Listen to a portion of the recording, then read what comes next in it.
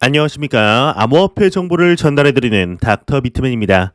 평일의 절반, 수요일도 슬슬 마무리되고 있습니다. 어떻게 오늘 하루 잘 보내셨나요? 최근 지속적으로 이루어진 암호화폐 시장의 회복세가 잠시 숨고르기를 하고 있는 것으로 보입니다. 이 무턱대고 올라가는 시장보다는 쉬면서 올라가는 시장이 더욱 안정적인 것이 사실인데요.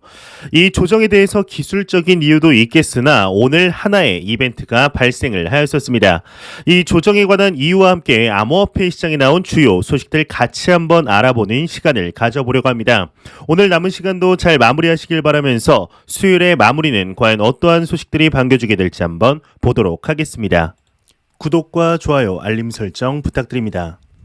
지난 2021년 암호화폐 시장이 널리 알려짐에 따라 시장이 확장되며 긍정적인 모습을 보여주었지만 이 햇빛이 들수록 음지도 확장되는 법이죠. 이 시장이 확장됨에 따라 범죄 건수도 증가를 하였는데요. 지난해 역대 범죄 거래 결제액이 사상 최고치를 갱신하면서 2020년 대비 무려 79%나 증가한 모습을 보여주었습니다. 이에 오늘 미국의 법무부에서 하나의 소식이 나왔는데 역대 최대 규모의 비트코인 세탁범을 검거했다고 합니다. 내용 같이 한번 보도록 하겠습니다. 미 법무부 도난 비트코인 세탁법을 검거했다. 4조 원대 역대 최대 규모를 압수했다. 헤드라인이 장식이 되어 있습니다. 이 로이터 통신에 따르면 미국 연방수사국이 2016년 암호화폐 거래소 비트파이넥스 해킹 관련 돈 세탁 공모 혐의로 한 부부를 체포했다고 합니다. 이 법무부는 36억 달러 규모의 비트코인을 압수했다고 하는데 하나로 약 4조 원 규모인 것이죠. 이 법무부 차관인 리사 모나코의 경우는 법무부 사상 최대 규모의 암호화폐 압수 사례라며 암호화폐는 범죄의 피난처가 아니다라고 말했다고 하는데요. 이 부분은 2016년 비트파이넥스 해킹 관련 11만 9천여 개의 비트코인을 세탁 공모한 혐의를 받고 있다고 합니다. 하지만 해킹 행위 자체에 대한 혐의는 받고 있지 않다고 하는데 이들은 화요일 뉴욕 법원에서 결백을 주장한 후에 보석으로 풀려난 상태라고 하네요. 이 4조 원 규모의 사건이면 이제 가늠이 안 가는 정도인데요. 이 호주의 경우도 투자 사기 중 절반이 넘는 비중이 암호화폐 투자 사기라며 참 안타까운 모습들이 계속해서 보여지고 있습니다. 현재 암호화폐 시장의 경우는 규제의 허점이 많음에도 거래량이 많을 뿐만 아니라 이에 대한 교육이 제대로 이루어지지 않다 보니 사기에 많이 당하고 있는 것으로 보이는데 만약 여러분들에게 누군가 고액을 보장하며 다가온다면 의심부터 하시길 바랍니다. 이러한 사기꾼들은 확실하게 벌하여서 다시는 이런 생각을 하지 못하게 만들었으면 좋겠네요. 사기꾼들 망해라. 이러한 소식과 더불어서 현재 암호화폐 시장의 경우는 전날 대비 소폭 하락을 보여주고 있습니다. 이러한 상황 속에 부정적인 소식들 또한 나올 수밖에는 없는 것 같은데요. 현재 비트코인 대비 높은 상승률을 보여주고 있는 시가총액 2위의 부대장 코인 이더리움의 경우는 연말 1달러를 이제 1달러가 아니죠. 죄송합니다. 연말 1만 달러를 바라보는 분석들이 많이 나오는 상황 속에 이 4,000달러 돌파도 확신이 어렵다라는 애널리스트가 나왔습니다. 과연 어떠한 근거로 이야기를 하고 있을지 같이 한번 보도록 하겠습니다. 분석 이더리움 온체인 지표 부진하다 4,000달러 돌파 확신도 어렵다 헤드라인이 장식이 되어 있습니다. 암호화폐 애널리스트 마셀 팩맨의 경우는 코인텔레그래프가 기고에서 3개월간 지속된 이더리움 약세 추세가 깨졌으나 이 4,000달러 돌파 여부는 아직 확신할 수 없다 진단을 했다고 합니다.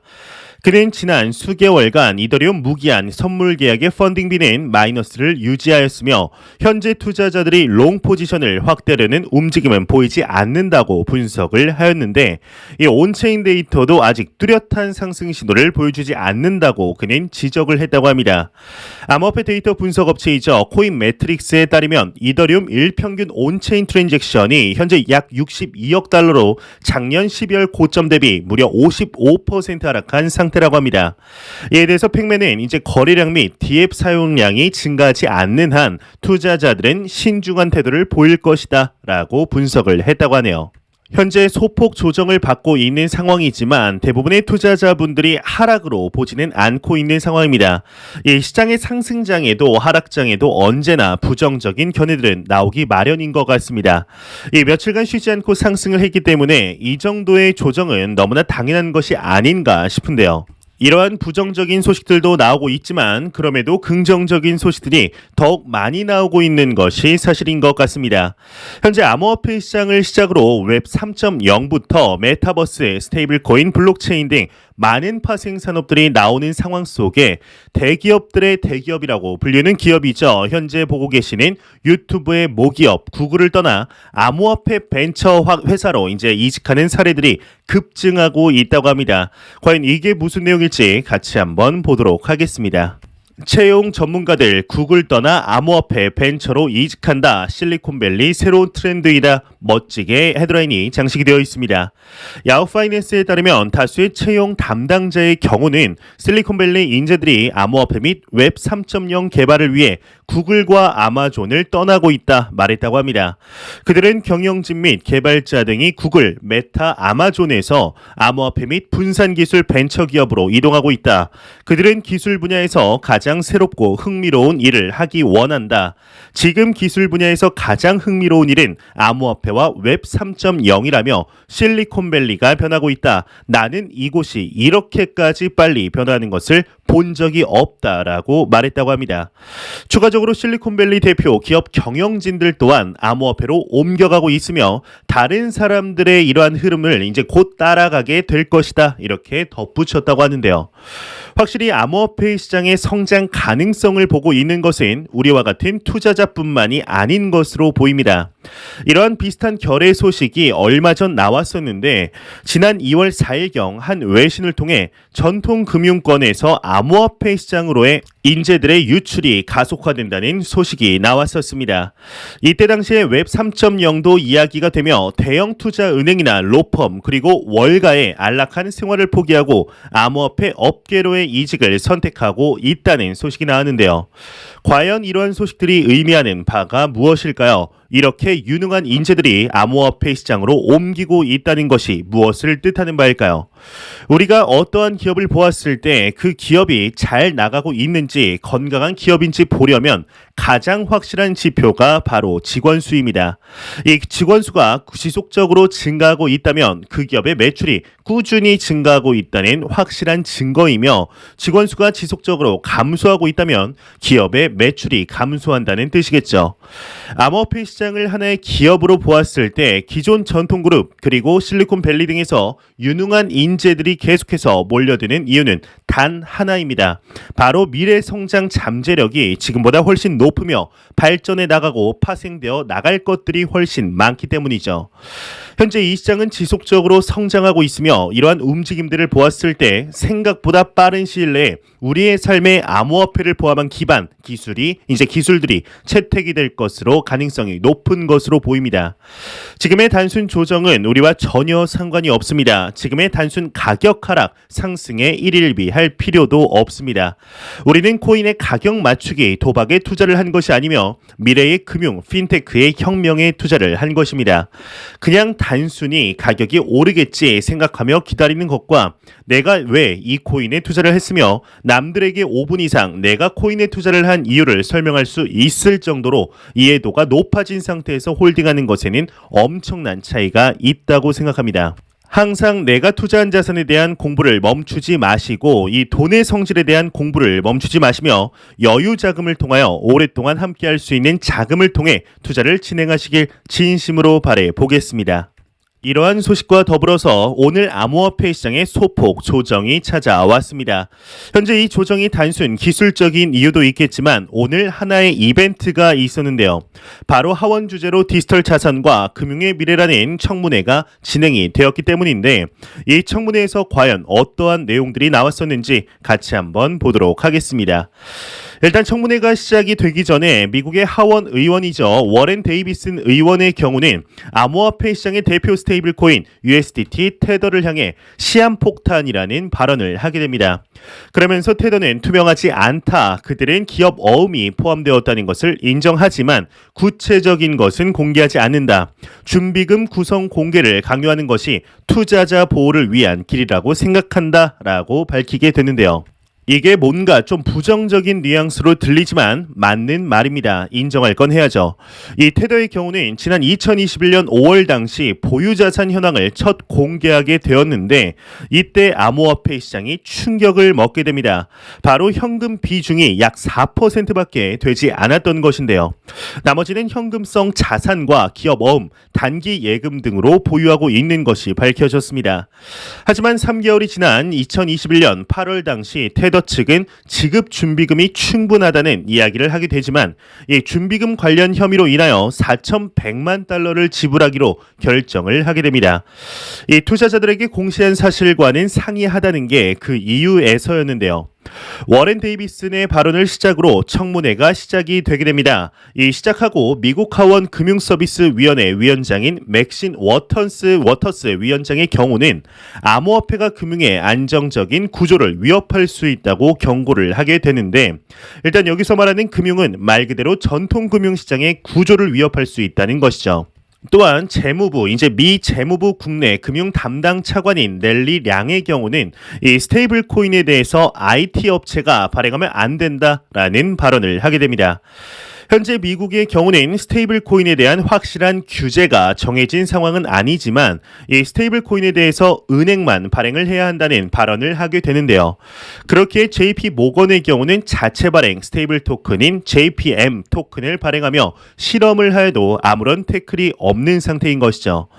또한 앞서 미 재무부의 4조 가량 사건과 같이 사기, 암호화폐 사기 사건에 대해서도 너무 많이 발생을 한다는 발언을 하게 됩니다. 이 외에도 이제 나온 내용들을 보게 되면 스테이블 코인에 대한 규제 제정이 시급하다는 이야기들을 계속해서 반복해서 하기 때문에 이 똑같은 내용들을 보여드리고 말씀드린다는 게 무의미하다고 판단이 되어서 여기까지만 말씀을 드리겠습니다. 과연 이렇게 이제 스테이블 코인 규제에 대해서 왜 이렇게 눈에 불을 켜고 이야기를 하는 것일까요? 우리가 생각했을 때는 스테이블 코인은 변동성이 거의 없고 비트코인을 포함한 여타 암호화폐들이 변동성이 크니까 당연히 암호화폐에 대한 규제를 먼저 정하는 것이 맞지 않을까요? 많은 분들이 아시다시피 이 스테이블 코인은 달러와 패깅되어서 365일 일정한 가격을 유지하게 됩니다. 이 덕분에 암호화폐 시장에는 달러를 대신하는 기축통화로 활용하는 사례가 상당히 많은데요. 이 스테이블 코인이 도대체 무엇이 문제일까요? 이 스테이블 코인은 구조 자체가 정부 경계의 가장 큰 요인으로 꼽히고 있습니다.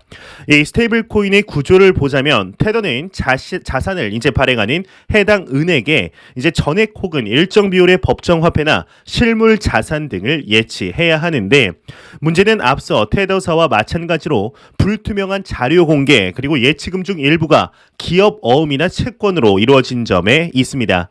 이 법정 화폐가 아닌 자산을 예치하게 되면 향후 예치한 자산의 변동성이나 유동성에 문제가 생길 때 스테이블 코인의 가치 하락과 함께 뱅크런으로 이어져 가상자산 시장뿐만이 아니라 금융시장 전반에 큰 타격을 입힐 수 있기 때문이죠.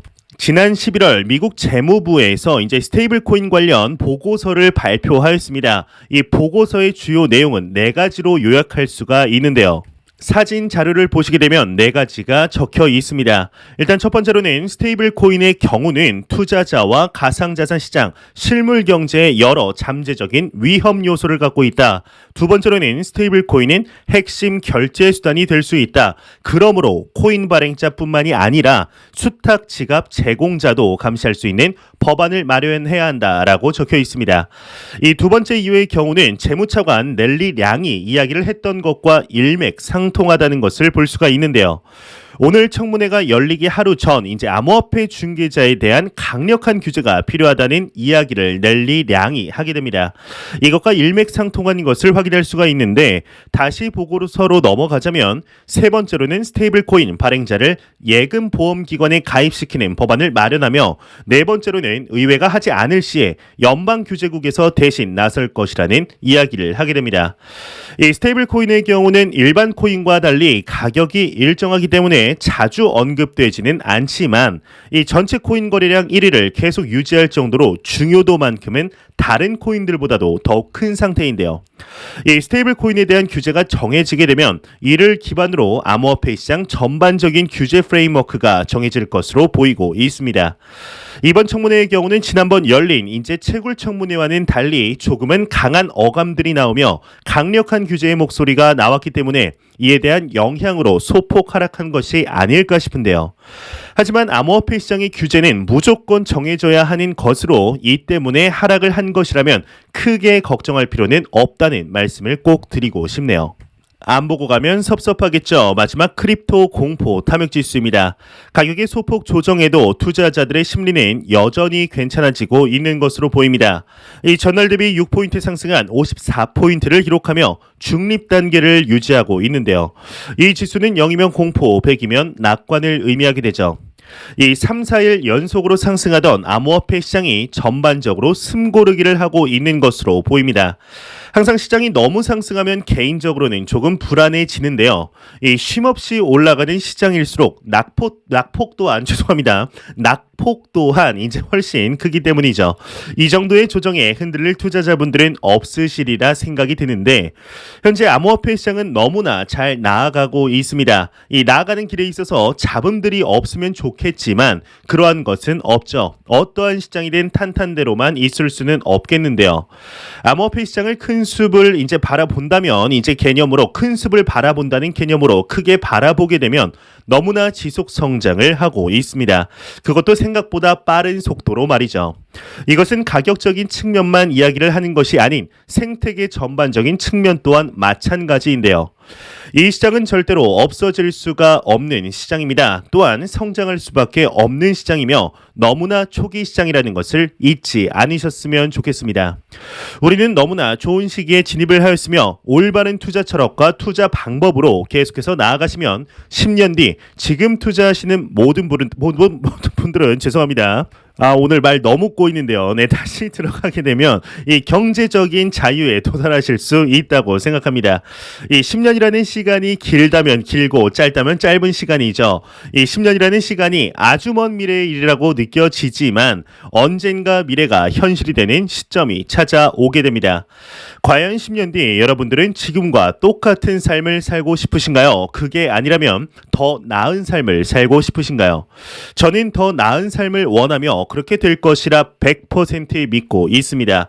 그러한 변화 가운데 다른 요인들도 물론 있겠지만 암호화폐 시장이 크나큰 부분을 차지할 것이라고 생각을 하고 있는데요. 절대로 단기적인 변동성에 일일비하지 마시며 항상 장기적인 시각으로 또한 오랫동안 함께할 수 있는 여유 자금을 통하여 투자하시길 진심으로 바라보겠습니다.